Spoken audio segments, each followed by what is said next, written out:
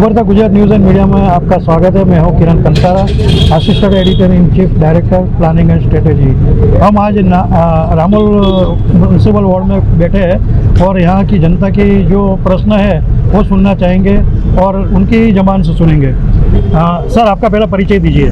मेरा नाम अब्दुल वाहिद खान है। मैं रामोल में 45 साल से रह रहा हूँ। आज मैं सीनियर सिटीजन हूँ। यहाँ रामोल गांव के लिए जब रामोल ग्राम पंचायत था और 1996 में जब नगर पालिका हुआ, सतत हमने तन मन के साथ में कार्य किया एक सोशल एक्टिविस्ट के तरीके। अनफॉर्चुनेटली उसके बाद में 2007 के अंदर में रामोल नगर पालिका अहमदाबाद म्यूनिसिपल कॉरपोरेशन में आया। आने के बाद में हमारे गाँव वासियों की बहुत सारी अपेक्षाएँ थी कि यहाँ के स्थानीय कॉरपोरेटर को टिकट मिला है तो उस कॉरपोरेटर द्वारा हमारे गांव का कोई समुचित विकास होगा। परंतु रिग्रेट के साथ, दुख के साथ ये कहना पड़ता है कि एक ही परिवार से उनके पिताजी तालुका प्रमुख 1985 से लेकर के सतत तालुका में भी रहे कांग्रेस के, और उन्हीं के परिवार से पहले टर्म में कॉरपोरेटर में भी रहे एक बड़ा लड़का, उसके बाद में दूसरा लड़का रहा। मगर ना तो हमारे रामोल गांव के अंदर में कोई अच्छा हॉस्पिटल है, ना सिविक सेंटर है जिसमें टैक्स भरा जाए, जन्म मरण मैरिज रजिस्ट्रेशन कराया जाए, और ना के कोई गार्डन है, ना कोई गटर की समुचित व्यवस्था है, ना कहीं पे जो मेंटल वगैरह जो बिछाते हैं ब्लॉक वगैरह वो है। ना जाने 10 साल के अंदर में ये हमारे स्थानीय कॉरपोरेटर का बजट कहाँ आया और कहाँ उपयोग हुआ। और साथ में कुछ इनकी हमने कहानी को अंडर सेक्शन RTI के मुताबिक 2005 के मुताबिक हमने अहमदाबाद म्यूनिसिपल कॉरपोरेशन से ले लिया है, और लेने के बाद में जो हमारे गांव में इनका ग्रांट लगना चाहिए वो गांव में नहीं लगा है, रानी मोड़ाऊ दूसरी जगहों में लगा है। और जब इनसे कोई रजूआत किया जाता है तो ये कहते हैं कि तुम्हारे को आकर के बोलना चाहिए कि कहाँ क्या काम करना है। और मुझे ये भी इनसे पूछना पड़ता है, जो कॉरपोरेटर हैं, इनके पिताश्री हैं अर्जन भाई भरवाड़ हैं, इनके और बड़े भाई जो कॉरपोरेटर हैं, कि भाई जब वो गांव के हैं तो गांव की स्थानीय समस्या को बहुत अच्छी तरह से जानते हैं, क्योंकि वो यहाँ के मूल निवासी हैं और उनके पिताजी भी तालुका प्रमुख रहे हैं। हमें इससे कोई आपत्ति नहीं है कि उन्हीं के परिवार को कांग्रेस बार बार टिकट देती है। नहीं, जो कांग्रेस और भाजपा तो ऐसे ही बोलती है कि भाई हम परिवारवाद में टिकट नहीं बांटते, तो ये क्या है? समुचित कांग्रेस के अंदर में और भी पार्टियों में, मगर मैं तो ये कहूँगा कांग्रेस में समुचित रूप से परिवारवाद के अनुसार टिकट बांटा जाता है। और जो आदमी आज 40 साल से कांग्रेस में अपने काम को करके आज 70 साल 75 साल का हो गया है, जब वो टिकट के लिए या किसी काज के लिए बोलता है तो बोलता है अब तो तुम रिटायर हो गए, तुमको नहीं मिलेगा। साथ ही मैं एक बात को और हाईलाइट करना चाहूँगा कि इस बार जितना कांग्रेस के अंदर में पैसा लेकर के भ्रष्टाचार करके टिकटें बांटी गई है, शायद इसके पहले कभी भी नहीं हुआ है। मैंने कल एक इंटरव्यू लिया था, उसमें बताया जा रहा है कि 10 लाख से 20 लाख रुपए तक जो कांग्रेस ने लिया है, ऐसी बातें हो रही है, तो क्या आप मानते हैं? एकदम ये सही बात है। आपने आज ये भी सूत्रों से आपको ज्ञात हुआ है, और मैं तो कांग्रेस के पार्टी के बहुत जड़ तक घुसा हुआ हूँ, और पैसा देकर ही टिकट लिया गया है और पैसा लेते ही हैं। और मैंने ये भी रजूआत किया था कि हमारे गांव में पहली बार रामोल के अंदर में 48 रामोल हाथीजान वार्ड में शेड्यूल कास्ट का अति पछात का सीट दिया गया है, तो हमारा एक योग्य उम्मीदवार बाबू भाई शनाभाई परमार, जो 2 बार रामोल नगर पालिका का सदस्य रहा और प्रमुख रहने के भी उसको अवसर मिला, और तो हमारे गांव का चेंज करके no repeat theory, Amit Chavda ji जो कांग्रेस के प्रमुख हैं उनके मुताबिक आप उसको नो रिपीट थ्योरी करके, और वो सीट हमारा आप मुस्लिम का 13,000 वोट ले सकते हैं, 15,000 वोट ले सकते हैं। परंतु जब मुस्लिम को टिकट देने का या वार्ड का प्रमुख बनाने के बाद आती है कि तो कहा जाता है कि नहीं आज हमने टिकट नहीं मिले।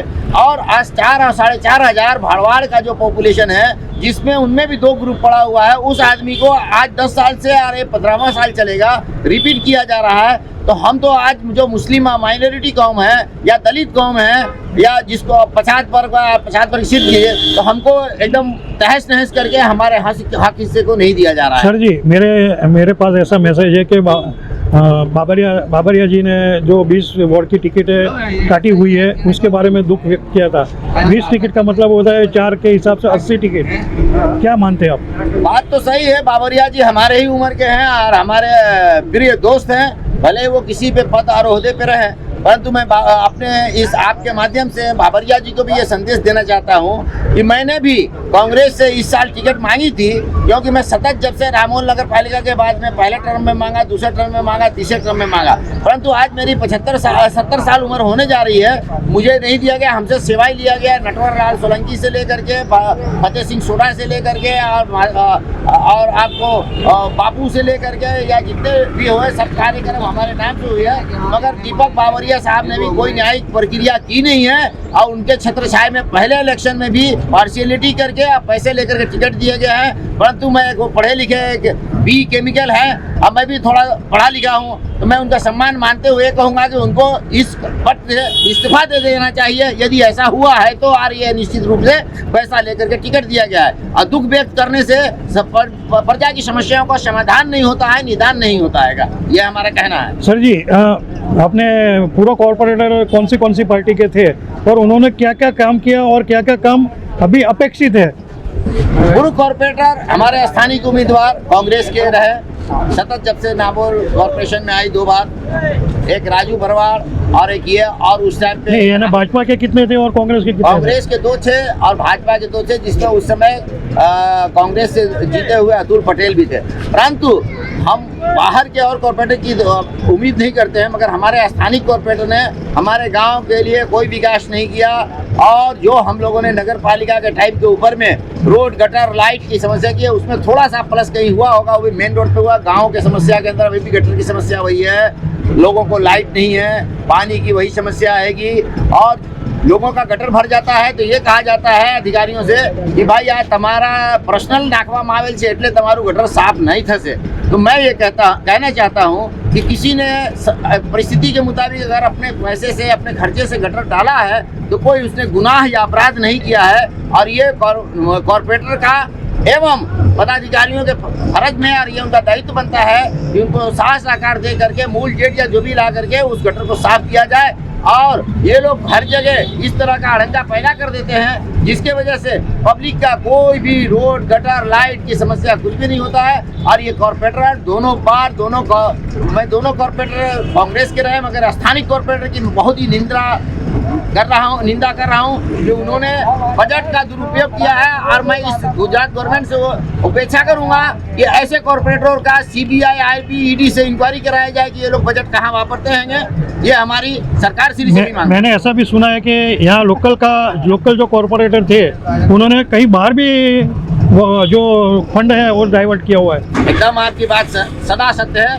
जो ग्रामर इंग्लिश में बोलते हैं universal true, sunrise in the east, सूरज पूरब से निकलता है पश्चिम से निकलेगा। हमारे के जो स्थानिक कॉर्पोरेटर हैं उन्होंने अपने ग्रांट को रानी में वार्डेज में दिगर इनके जो भी नियर एंड डियर हैं या इनके संपत्ति हैं उनके वहाँ ब्लॉक डालने का, उनके वहाँ ये करने का। यहाँ गाँव वालों को तो खाली आपको रामोल में बाकड़ा दिखेगा, बाकड़ा फलाना भाई ना बजट में थी और जाली और झापा। और अभी जब इलेक्शन पूर्ण डिक्लेयर होने को आया तो इन्होंने हर वार्ड के ऊपर में ये सैयदवाड़ा का, ये पठानवाड़ा का, ये चुनारावाड़ा का बोर्ड लगा दिया है पॉपुलरिटी के लिए।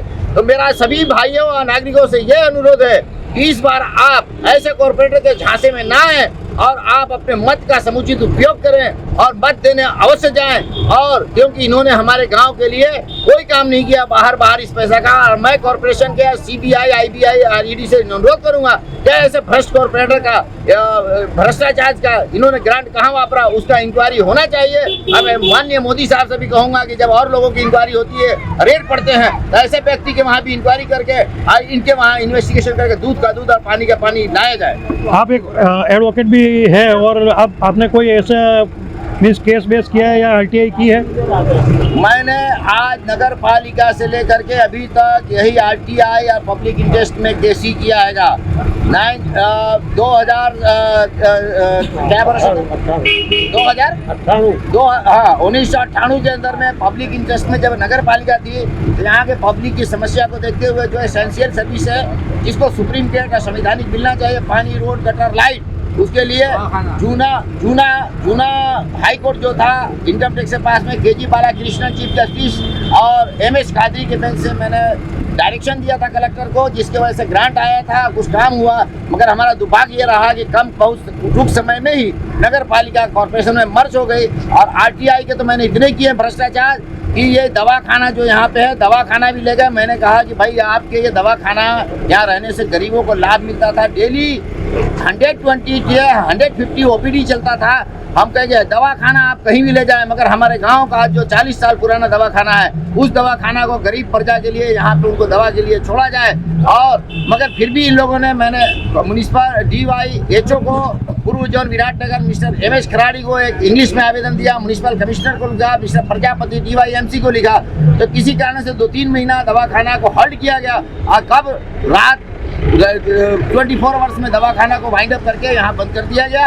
आज की तारीख में जहाँ दवाखाना गया है, हमारी कोई आपत्ति नहीं है। वहाँ पे आप जा करके RTI के मुताबिक मांग लीजिए कि क्या कितने OPD चलते हैं। 20 से 25 OPD आते हैं। अब आप बताइए कि गांव के अंदर में 150 OPD चलते थे और ये पूरे एरिया का बता करके ये सरकार ले गई और हमारा कॉर्पोरेटर यहाँ का लोकल मिला हुआ कि ताकि वो जो जगह है, जो दवाखाना है, उस दवाखाना के जगह को बचा लिया जाए। ये इनकी यही कारनामे रहे हैं। और उस वजह से मैंने बहुत सारे RTI और रिटेन कलेक्टर, विजिलेंस इंक्वायरी की है, परंतु वो सब कागज खाली फाइल में ही रह गया, उसका कोई अमलीकरण नहीं गया। DYMC मिस्टर प्रजापति को मिलते हैं तो वो अपॉइंटमेंट नहीं देते हैं, और जो DYHO मिस्टर अश्विन खराड़ी है, उनके वजह से यहाँ पे लोकल और जो भी झोला छाप डॉक्टर्स हैं वो बहुत फले फूल रहे हैं। अब मेरा मानना है कि इन सभी बोगस डॉक्टरों के जरिए इनके डिस्पेंसरी से पूर्व जोन के DYHO अश्विन खराड़ी को पैसा भ्रष्टाचार रूप से मिलता है, इसलिए इन लोगों ने मिली भगत करके यहाँ से हमारा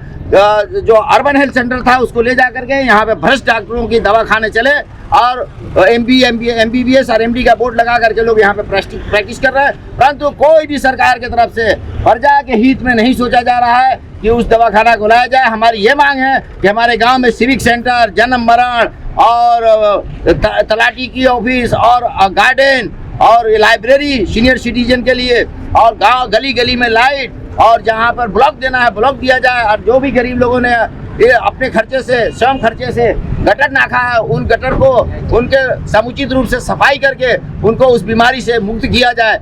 और ये जब ही संभव होगा कि जब स्थानीय कॉर्पोरेटर होगा। मगर स्थानीय कॉर्पोरेटर ऐसा निकला जिसपे हमने 10 साल विश्वास किया, फिर उसको पैसा लेके कांग्रेस सरकार ने पुनः उसको टिकट दिया, जिसके बारे में हमारा विरोध है। और मैं प्रजा से यही आग्रह करूंगा कि आप अपना मत दीजिए, सही जगह मत दीजिए।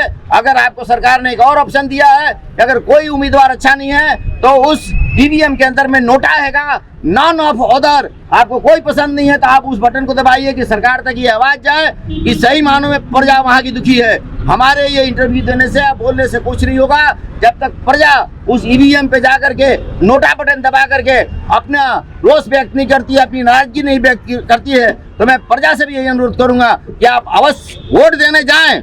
अगर आपको मेरी बात सही हो तो आपको अगर कोई कैंडिडेट अच्छा नहीं लगता है तो आप नोटा का बटन का जरूर प्रयोग करें, ये आपका संवैधानिक अधिकार है।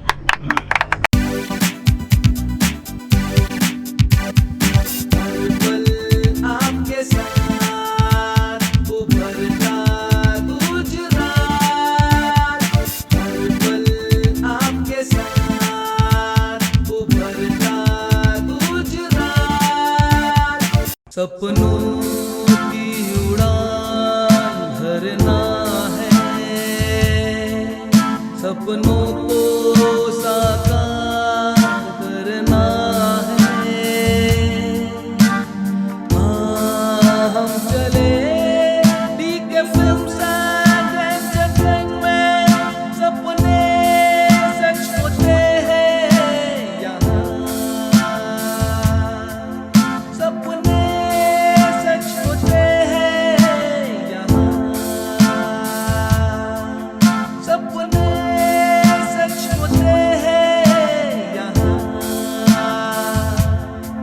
DK फिल्म्स एंड एंटरटेनमेंट्स, सपने सच होते हैं यहाँ।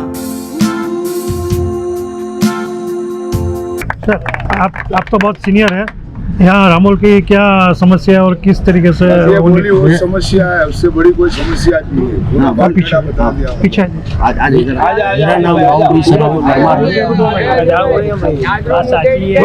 मेरा नाम बाबू सोना भाई परमार, मैं ग्राम नगर पालिका प्रमुख भी रह चुका हूँ। जब हमने बाबूभाई वासणवाला था आरोग्य मंत्री, तब हमने ब्लड कैंप रख के बाबूभाई वासणवाला ने दवाखाना मंजूर किया था और ये दवाखाना 35 साल तक यहाँ रहा और फिर कॉरपोरेशन के मिलीभगत से ये दवाखाना अभी चला गया है। जो इंसान बीमार पड़ता है, कोई गर्भवती रहती है तो उसको रस्सी के लिए जाना पड़ता है, 200 रुपया खर्चे तब वहाँ दवाखाना पहुँचते हैं। ऐसी एक गाँव की हालत है। गाँव की सब समस्या है, ना शौचालय है, ना गंदगी है, तालाब में गंदगी है, ना कैनाल में गंदगी है। यहाँ एक जो स्मशान गृह था, क्या उसकी क्या परिस्थिति है? श्मशान गृह की भी ऐसी कोई व्यवस्था रखते नहीं है यहाँ कोई इंसान भी नहीं रखते हैं। यहाँ जन्म मरण के लिए व्यवस्था नहीं है, कोई कंप्लेंट लिखाया जाए तो भी वहाँ जाना पड़ता है। बराबर सब जगह पे यह प्रॉब्लम ही है। यहाँ का धारासभ्य हुए, कॉर्पोरेटर हुए, कोई ने भी आज धारासभ्य कौन है? यहाँ प्रदीप सिंह जाडेजा है, वो तो गृह मंत्री है, तो वो काम नहीं कर सकते? वो भी अभी कुछ वो एक भी अखा विस्तार में एक भी काम नहीं किया है। तो शमशान का माहौल आप खुद जाके देख लीजिए। अभी प्रदीप सिंह जाडेजा हुए, अगली टीम में वो बाबू जमुना धारासभ्य यहाँ का पहले 10 कोई तालुका लगता था। बराबर, मगर हमारे यहाँ मुस्लिम बस्ती ज्यादा है, इसलिए यहाँ गांव का विकास कोई नहीं कर सके। बस ऐसा ही रखते हैं, बस यहाँ विकास ही नहीं होता है। मैं 15 साल से यहाँ आ रहा हूँ रामोल के अंदर, वही का वही दिख रहा है। हाँ। सिर्फ पानी की टांकी जो जर्जरित थी हाँ, वो निकाल दी है, फैसिलिटी हमको बाकी सब ऐसा ही दिखता है।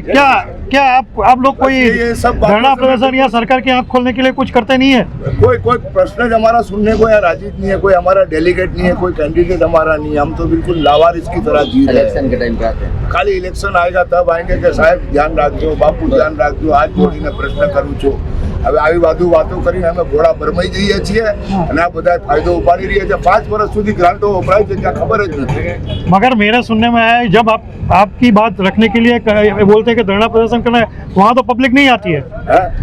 भैया खेडूत पब्लिक है, मजदूरी करके खेडूत- खाती है, तो बराबर। आज उनके पास कैसे टाइम होगा?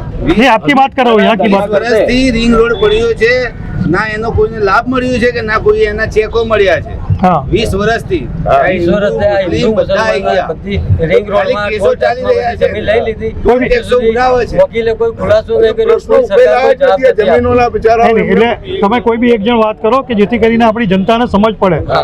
એક આદમી। તમે કોઈ બી એક જે જણ અમારી જમીન છે રામોલ ગામની હિન્દુ મુસલમાનની, આ રિંગ રોડમાં ટોલ ટેક્સમાં બધી જમીન લઈ લીધી હતી। 20 વર્ષ થયા, હજુ સુધી ના ચેક આપ્યા છે, ના એનો ખુલાસો। શું નામ છે તમારું? સૈયદ સિકંદર અલી કાજમ અલી। વાહ, આપ બોલો, તમારો પ્રશ્ન બોલો।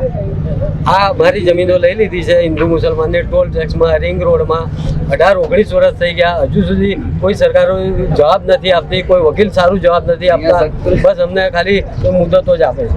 નહીં, એટલે કોઈ તમે પ્રોસિજર કરી આગળ કે શું કરવા માટે? ચાલુ જ છે। કરી એટલે કે હજુ કે પેન્ડિંગમાં છે, આવું કઈ અમને કાઢી મૂકે છે, પેન્ડિંગમાં છે। પેન્ડિંગ જ 6 મહિનાની મુદતો આપે છે। તમે બધા આગામી કોઈ કાર્યક્રમ આપવાના છો તો જનતાને આપણે મેસેજ આપીએ। અમારે જ્યાં આમાં શું છે કે અત્યારની સરકાર એક જ કે કોઈ બી આગેવાની કરે તો એની પર ખોટા કેસ કરી દે। બરાબર, પરિસ્થિતિ આવી છે। આજે હું કે ભાઈ ઝંડો લઈને નીકળ્યા, મારી પાસે 200 કરોડ આવ્યું હોય, પણ આજે અમારે બેન જ અંદર કરી દે, ભારત ખોટા દેશદ્રોહીના કેસ કરી દે। આ સરકાર તો આજ શીખી છે, અત્યારે કોઈ આગેવાની લેવા તૈયાર જ નથી। આ તો ગ્રામીણ ઝંડો લેવા એને બધી ખબર ઝંડો લેવા આજે કોઈ તૈયાર જ નથી। મેં કે આગેવાની કરવા માટે તો ઘણા બધા છે કે આ કામ ના કેમ કહેતા, આજે કોઈ શક્ય નથી, કોઈ વસ્તુ અશક્ય નથી, બધું શક્ય છે। પણ વસ્તુ શું છે કે જ્યારે કોંગ્રેસનું શાસન હતું એ વખતે તેલ પાછળ એક કિલો પાછળ ₹1 વધતો હતો, ડબ્બા પાછળ, તો બી અશોક ભટ્ટ આજે ખાડિયામથી ધમાલ કરાવતા પણ હું 20 પૈસા MTS નો વધતા હતા, તો બી અશોક ભટ્ટ આજે કોઈ નેતા એવો બહાર નહીં નીકળવા તૈયાર। એનું કારણ છે આજે સરકાર, બીજેપીની સરકાર હોવાથી લોકોને દબાઈ દીધા છે, આગેવાની કરવા કોઈ તૈયાર નહીં, ખોટા કેસ કરી દે, ખોટા પાસા કરી દે, એટલે પબ્લિક બીજાય છે। સાહેબ, એનું કારણ મેન આ જ છે। તમને એક વાત કરું કે જ્યારે મનમોહનસિંહની સરકાર હતી તે સમયે 140 રૂપિયા ક્રૂડ થયું હતું અને 70 થી 72 રૂપિયા જ્યારે પેટ્રોલનો ભાવ થયો તો આ જ ભાજપ સરકારે ધરણા પ્રદર્શન કર્યા હતા અને वो આ કરી હતી, સંસદને બી ખોરી નાખી હતી। તો અત્યારે તો 60 રૂપિયા જેવો ક્રૂડનો ભાવ છે અને 80 થી 85 રૂપિયા જ્યારે તે પેટ્રોલનો ભાવ થઈ ગયો હોય તો તમે લોકો રસ્તા ઉપર કેમ નથી આવતા? આ બસ આ લોકો પબ્લિક લાટી દીધી છે। આ બીજેપી આયા પછી આ લોકોને અત્યારે સિંગતેલનો ભાવ બી 2400 રૂપિયા જેવો થઈ ગયો કોઈ છે। બી કોમનો માણસ બહાર નીકળવા તૈયાર જ નથી। કેમ કે ખોટા ખોટા કેસ કરી દેશે બીજેપી સરકાર, એના કારણે બધી જ કોમ દબાઈ ગઈ છે. તકલીફ આ જ છે કે અત્યારે બી હાલ છે ને કચરાવાળો વર્ગ એ ઉપર આવવા તૈયાર જ છે. તમારી પાસે અત્યાર સુધી કોઈ મીડિયાવાળા આવે છે આ બાબત સાંભળવા માટે? મીડિયાવાળા આવી ગયા, 2 વખત આવી ગયા. એમને તો એમ જ છે કે અમે ઉતા આવી સાહેબ, જાય. રામોલ બસ સ્ટેશન ઉપર 100 જણા રોજી કમાય છે રિક્ષા ચલાવી. અહીંયા આગળ હા, હા. કોઈને રિક્ષાનો સ્ટેન્ડ નથી.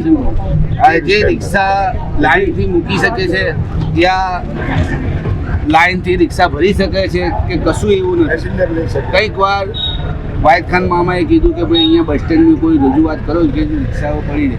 રિક્ષાઓ બધા ચારો બાજુ એમ ઊભી રાખે છે, બરાબર. પછી એમાં પોલીસવાળા આવે એટલે 2 દંડા મારે એટલે બધા નાડવા પડે. 282 જ કરે છે. તમે તે જામીનમાં સહીઓ કરી લે હા. દ્વારા સહીઓ કરી દો CTF એ ઉપર ઉભી રાખો. રિક્ષાઓની બહુ મોટી સહીઓ કરી મોટી લેવાય. સમસ્યાઓ છે. આ ચારે બાજુ રિક્ષાઓ જો સાહેબ પડી જ છે ને, હમ. બરાબર. કોઈ બસ સ્ટેશન જ નથી, તો ગામ એટલું મોટું છે. શાકભાજી લારી વાળા હા. માટે કઈ બી કોઈ વેચવા માટે ઉભા રહેવા માટે કોઈ કોઈ એટલી જગ્યા જગ્યા નથી. કોઈ એટલી જગ્યા આપણા કોર્પોરેશનના છે, પણ એ જગ્યા ફાળવણી નથી કરવામાં આવતા કે લોકો બે પૈસા कमाई सके. हाँ। तो मेरा ये कहना है कि यहाँ रामोल गांव हम बहुत शहर में आने के बाद में भी यहाँ के प्रजा को कोई भी लाभ नहीं मिला. रिक्शा पार्किंग हो, गार्डन हो, तालाब हो, लाइब्रेरी हो, वाचनालय हो या साग सब्जी भेजने के लिए भाई बहनों को लारी खड़ा करने का कोई जगह हो. जो भी 40% रिजर्वेशन में जगह आया है उस जगह को बाउंड्री वाल बना करके और ये लोग उसको कॉर्डन कर देते हैं. और जो स्थानीय कॉर्पोरेटर है इतना बेकार और निष्फल आदमी गया है कि कभी भी यहाँ के प्रजा के लारी गल्लों के लिए या युवान बेरोजगारों के लिए कोई भी ऐसी सरकारी जगह के अंदर में 40% के अंदर में कॉर्पोरेशन स्टैंडिंग कमेटी में ठहराव करके कोई 10-20 दुकान बना के उस दुकान हराजी कर दे कि ताकि जो हमारे नई पीढ़ी आने वाले हैं उन बेचारे अपने धंधा कर सके और वो कोई गलत रास्ते पर ना जाए, असामाजिक प्रवृत्ति में नहीं समाज. तो आज के समय में इतना हमारा रामोल गांव का टिपिकल कंडीशन हो गया है कि आदमी क्राइम में जाए या क्राइम करे तो उसका पेट भरेगा. अच्छा, मेरी ध्यान में एक बात आई है कि रामोल हाथीजन के बीच में जो अंडर ब्रिज था वो ओवर ब्रिज करने के लिए जो टेंडर पास किया था वो हुआ कि नहीं ब्रिज? ये तो छापा में आया था जो आप लाल कबीर सर्कल बोलते हैं. हाँ, वो जो पानी के समय में बड़े नहीं, अभी उसका कोई निर्णय नहीं हुआ है और ये खाली एक बार छापा में दे दिया गया है. मगर ये हो सकता है कि इलेक्शन का कोई लुभावना, कोई ऐसे वचन दिए गए हों. क्योंकि 2012 में जब मैं यहाँ आया था तब वो प्रॉब्लम आप ही ने मुझे बताया था. मैं बताया था, रोज दिन हमारे वहाँ रिंग रोड के ऊपर में एक्सीडेंट होता था. तो राजा होटल के पास में तो जो अडानी सर्कल है, हमने अडानी को रिक्वेस्ट करके वहाँ से 7 लाख रुपया ग्रांट लाके PPP पब्लिक प्राइवेट में जिसका हमको उनके द्वारा सर्टिफिकेट भी अवार्डेड है नगर पालिका से. मैंने उस सर्कल को अडानी सर्कल मैंने बनाया उस चीज़ को.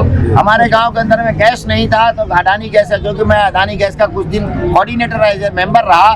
तो जो CEO मिस्टर राजीव शर्मा साहब थे जो अभी रिटायर हो गए, उनके दया से उनके मदद से मैंने रामोल तक गैस को ला करके यहाँ फेंक दिया. मैंने उस अडानी सर्कल को बनाया जिसकी वजह से सभी के सहयोग से जो एक्सीडेंट नहीं हो. वहाँ पे भी रिंग रोड पे हमारे रिक्शा चलाने वाले रिक्शा भाइयों के लिए पार्किंग की जगह नहीं है. अब पुलिस आता है तो वहाँ पे भी डंडा बजाते. तो कम से कम ये जो समस्या है यह स्थानीय कॉर्पोरेटर भी कर सकता है और सरकार श्री को भी ध्यान देना चाहिए कि आज अगर वो रिक्शा चला करके अपना नहीं, आपने आपके धारा सभ्य को जो रजूआत की है सब कुछ धारा सभ्य को.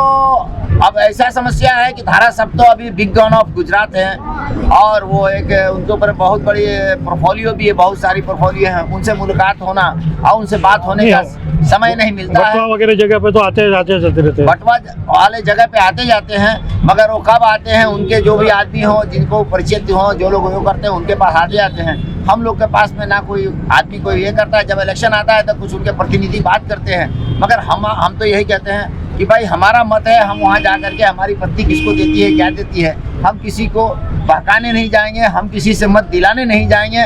और जिसका इच्छा है, हाँ इतना जरूर जो अभी हमने आपके इंटरव्यू में कहा कि मैं नागरिक से ये पुनः अनुरोध करूंगा कि भाई उसमें सब पार्टी के निशान होते हैं और कुछ आपस के रहते हैं जो चमचे रहते हैं 5-50 हज़ार लाख रुपया ले करके 10-20 वोट बिगाड़ने के लिए 100-200 वोट बिगाड़ने के लिए. आप उनसे सावधान रहें और साथ ही अगर आपको कोई उम्मीदवार किसी भी पक्ष का, कांग्रेस और भाजपा या किसी भी पक्ष का, समाजवादी या एनसीपी का पसंद नहीं है, तो उसमें एक और बटन दिया हुआ है, आप नोटा दबा करके ही आप उसको बता सकते हैं कि सरकार हम सभी आपके सभी का उम्मीदवारों से नाराज हैं, तो शायद आगे कुछ इनके जो डीप एंड टाइम बहरे गूंगे हो गए हैं और जो लाखों रुपया लेकर के टिकट बेचते हैं, तो उनमें कुछ परिवर्तन आएगा। मगर मुझे लगता नहीं है कि कुछ परिवर्तन नहीं है आएगा। इसमें हर साल यही होता है कि बाबरिया साहब नाराज हो गए, मगर बाबरिया साहब को उस टाइम के ऊपर में भी टिकट पैसे से भेजा गया था। आज एमएलए होता है या एमपी तो उसको 75-80 साल में टिकट मिलता है। मैंने कॉर्पोरेशन का 15 साल से मांग रहा हूँ, तो बोले तुम्हारी उम्र 70 साल से कि भैया मारो जोड़ो 10 साल 15 साल पहला थी मांगो छू एमएलए एमपी हो तो एने तो तुम्हें 80 साल में टिकट आपी दो, राज्यसभा मेंबर बनाई दो। तो ये कोई न्यायिक प्रक्रिया नहीं है। और ये दोनों जो भी जितने भी जो संवैधानिक या आपके राष्ट्रीय पक्ष हैं या और भी पक्ष हैं, ये लोग सब अपने कर्तव्य को भूल गए हैं, संविधान को, कॉन्स्टिट्यूशन को भूल गए हैं। और जो प्रियम्बल है ये उसमें लिखा we the people of India या we all are brother and sister, we having the all equal rights, हमारा सबका एक समान राइट है, वो कोई राइट मिलता नहीं है, ये कागज में बंद है। अब मैं फिर अनुरोध करूंगा कि अच्छा है कि संविधान को ही फाड़ करके जला करके उसको बंद कर दो, कोई नया ही बना दो कि मैं जो चाहूंगा वही होगा। मैं किसी को फोटा में डालना है तो फोटा में डाल दूंगा, टाटा में डालना है टाटा में डाल दूंगा, वही संविधान रहेगा।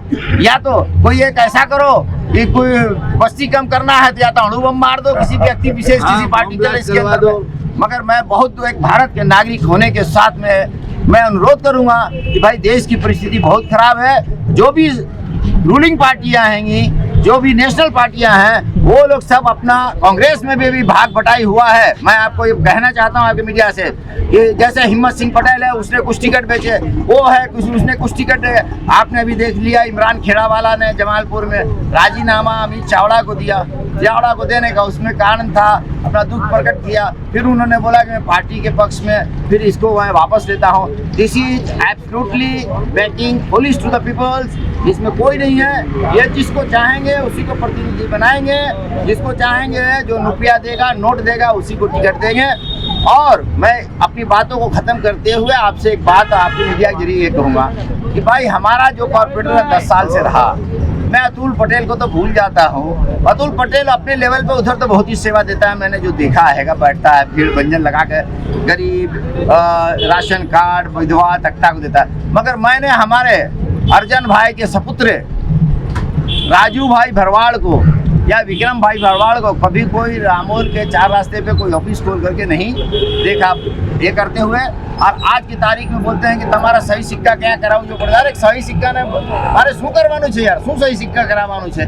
તમે કોઈ રાશન કાર્ડ અપાવવાનું નથી, કંઈ અગર આવું હોય તો તમે મને આરટીઆઈ પર લાવો કે કેટલા તમે લોકોનો લાભ પહોંચાડ્યા છો।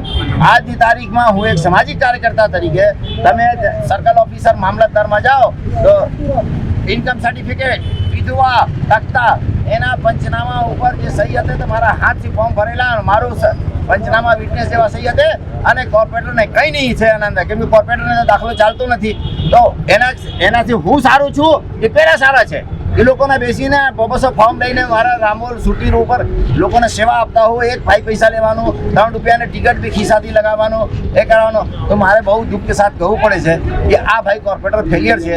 और हमारा कांग्रेसी मित्रों भाई अमित भाई चाड़ा हो, भरत भाई सोलंकी हो, दीपक बाबरिया हो, कि अर्जुन मुडवाड़िया हो, कि परेश धनानी हो, भरत भाई आ विचारो। અને હું પહેલા બી આપણા રાહુલ ગાંધીએ રાજકોટમાં મીટિંગમાં અહમદ ભાઈ હતા તે क्या હતા, कोई प्रस्ताव रखी कि भाई આપણે આ संगठन नहीं कांग्रेस में, तो राहुल गांधी क्या है कि अभी हम लोग टैबलेट पे काम चला रहे हैं, उसके बाद में लेटर वी विल सर्जरी, मगर अभी तक राहुल जी पे कोई सर्जरी नहीं हुआ। यहाँ पे तो सब क्या हो रहा है, करप्शन जरी हो रहा है, या तो डायरेक्ट या तो इनडायरेक्ट, समझिए। और मेरा ये मानना है कि इन लोगों ने अपने भाग बटाई के अंदर में प्रजा का कोई हित का काम किया नहीं है। रामोल में हमारा पुनः मांग है, हमारा दवाखाना स्थापित होना चाहिए मुखी रेसिडेंसी के बगल में, और मुखी पैलेस के बगल में हमारे नौजवानों के लिए एक साग भाजी मार्केट खोल के चबूतरा बना करके वहाँ पे उन लोगों को साग भाजी पटाखा बहू बेटियाँ ले सके। हमारे रिक्शा चालकों के लिए उनके लिए जगह यहाँ रिंग रोड के ऊपर में और यहाँ रामोल रोड के ऊपर जनता नगर उनके लिए समुचित व्यवस्था हो जाए। इसी प्रकार का पुलिस या एडमिनिस्ट्रेशन द्वारा हमारे जो रिक्शा चालक भाई हैं उनको मानसिक टॉर्चर और उनके साथ में कोई ये नहीं किया जाए। और मैं ये कहूँगा कि रामोल रिंग रोड के ऊपर में जो पुलिस ट्रैफिक रहती है वो वहाँ पे रोकड़ी ही करती हैगी अडानी सर्कल बनाने के बाद में भी। तो ये सभी समस्याओं को देखते हुए हम पुनः अनुरोध करेंगे कि भाई हमारी गांव की कोई भी जो बुनियादी सुविधाएं हैं इस कॉर्पोरेटर ने 10 साल में एक भी नहीं दिया है। अगर मैं गलत हूं तो वो खुद ही समम जाकर मीडिया को नेशनल चैनल को ले जाकर पूरे विस्तार में बता देवे। अब बताने के बाद में फिर मुझे बुलाए और रामोल के 4 रास्ते बस स्टैंड पे 500 आदमी से 500 जूता हमको खिलाए, ये हमें मंजूर है। सर आखिरी में आप रामोल की जनता को क्या मैसेज देना चाहेंगे?